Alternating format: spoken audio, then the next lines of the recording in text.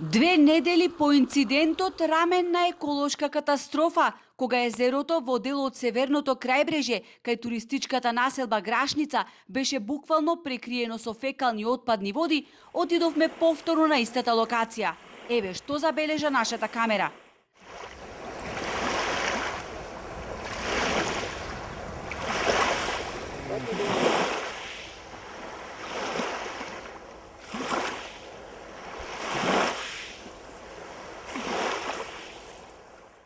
Меѓу неколку теми на кои рибареа на најстарата градска плажа беше и охриѓанецот Абдула Пашески, чија куќа се наоѓа на 200 метри од брегот. Како немало излевање. Прво овде кај стадионот.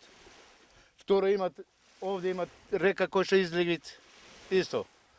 Трето вие кај Даѓан кој што е насочена пумпата со друга пумпа Даѓан да течит.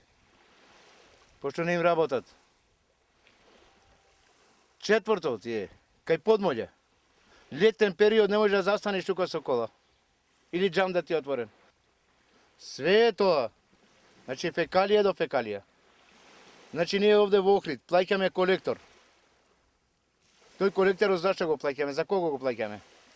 Првиот човек на јавното предпријатие колекторски систем не чувствува вина. Граѓаните вели тропаат на погрешна врата. При тоа, недолично навредувајќи ги сите оние кои остро реагираа по последниот инцидент. Проблемот во местноста Грашница во овај момент е самата река Грашница.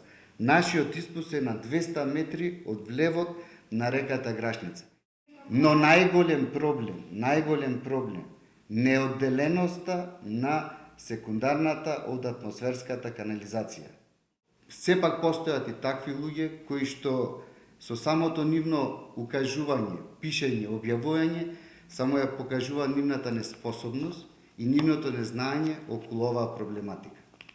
Инаку, нефункционалноста на колекторскиот систем, кој е повеќе децениски проблем, се најде во извештајот на УНЕСКО како еден од најважните препораки на Комитетот за заштита на светско културно и природно наследство. На крајот на 2019 година државата започна санација, ама само на помалку од 10% од колекторскиот систем. Допрва ќе се барале пари од државата за негова целосна санација.